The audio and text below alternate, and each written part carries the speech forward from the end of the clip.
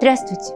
13 января исполняется 145 лет со дня рождения художника-гравера Вадима Дмитриевича Фалилеева. Он родился в 1879 году в имении отца при селе Маис Пензенской губернии.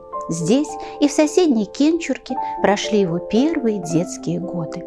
В 1881 году семья купца второй гильдии Дмитрия Федоровича Фалилеева переехала в Саранск.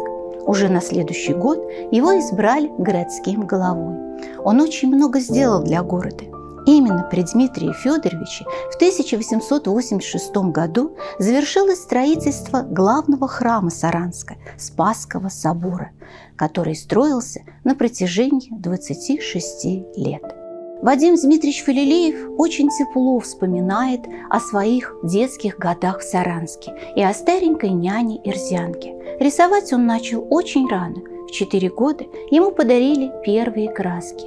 В книгах, которые рассказывают о жизни художника, обязательно упоминается один очень интересный факт. Ему было 4 года, когда в город Саранск, где жили тогда Фалилеевы, приехали художники из Московской школы живописи, приглашенные расписывать строящийся городской собор. Близкое участие принимал его отец Фалилеев, бывший тогда городским головой. Художники часто бывали в семье Фалилеева, приносили эскизы и рисунки. Один из них рисовал портрет матери художника. Насмотревшись на все это, мальчик решил сам написать икону. Узнав из разговоров, что художники пишут на полотне, он вырезал кусок полотна из наволочки и написал на нем акварельными красками образ нерукотворного Спаса. Мальчику досталось от няньки за порчу наволочки, но мать, увидев образ, взяла новый талант под свое покровительство. Дмитрий Федорович Фалилеев управлял городом 8 лет, с 1882 по 1889 год. В 1886 году, благодаря ему, в собственность города был приобретен каменный двухэтажный дом для городского училища, в котором учились его сыновья. В семье любили музыку. Сам Дмитрий Федорович хорошо играл на скрипке, жена – на фортепиано. В 1886 году Вадим Фалилеев поступает в городское училище города Саранска. Уроки игры на скрипке ему преподает на дому учитель географии из училища Иван Федорович Циценко.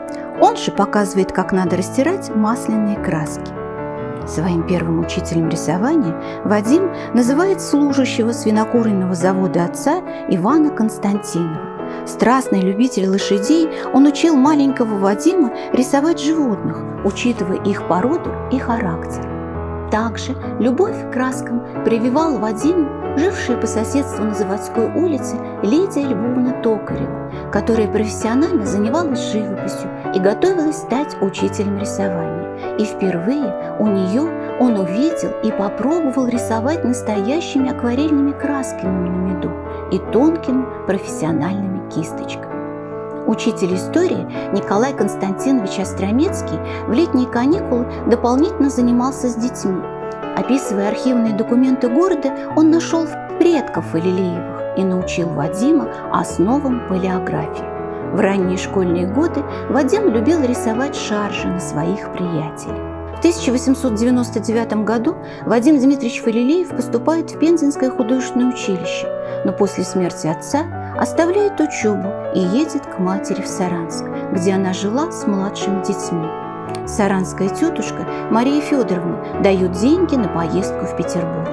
В 1903 году Фалилеев был принят в Академию художеств.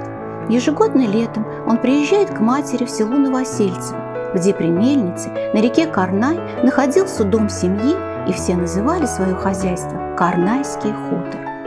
В 1905 году обучение в Петербурге было прервано революционными событиями, и уже в феврале Фалилеев уезжает на Карнайский хутор и работает здесь до осени.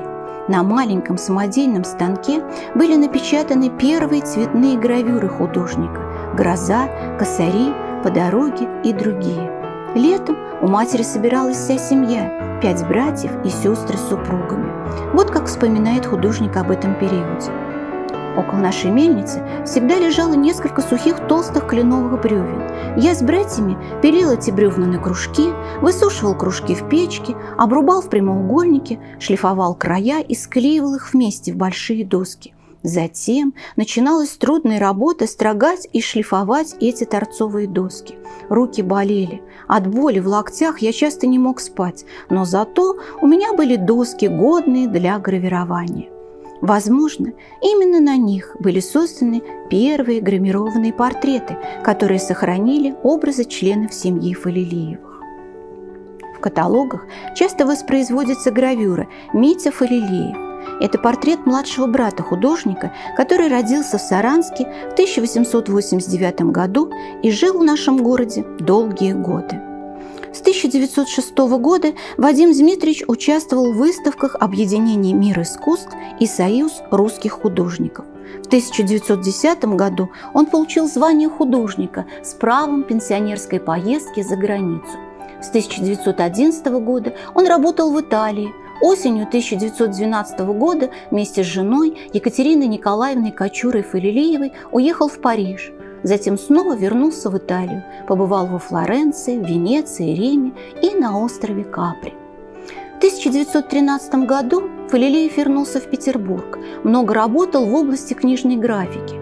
Особый интерес представляют иллюстрации, выполненные художником в 1914 году первому изданию книги Саши Черного «Живая азбука». В советское время, после эмиграции автора и художника, тираж книги подлежал уничтожению, и сохранились лишь отдельные экземпляры живой азбуки, которые являются в настоящее время библиографической редкостью. В 1917 году Фалилеев создал серию афортов, изображающих строительство Казанского вокзала. Именно с этого вокзала отправлялись поезда в город его детства Саранск и далее в Пензу. Вадим Дмитриевич Фалилеев – один из крупнейших русских гравёров первой четверти XX века. Художник, который утвердил гравюру как самостоятельное искусство, равноправное с живописью. Фалилеев создал целую серию гравюр, в которых изображает знакомые ему сельские пейзажи, поля, луга, вечерние закаты и утренние зори. Он любит необычные, романтические состояния природы. Его привлекают эффекты освещения, изображения гроз. Художника захватывает природа и ее буйная неукротимая сила, или наоборот, ее настроение тишины и задумчивости. В своих работах он восхищается русской природой, ее красотой и поэзией. В мае 1924 года семья Вадима Дмитриевича Фалилеева покидает Россию. Он умер в 1950 году в Риме.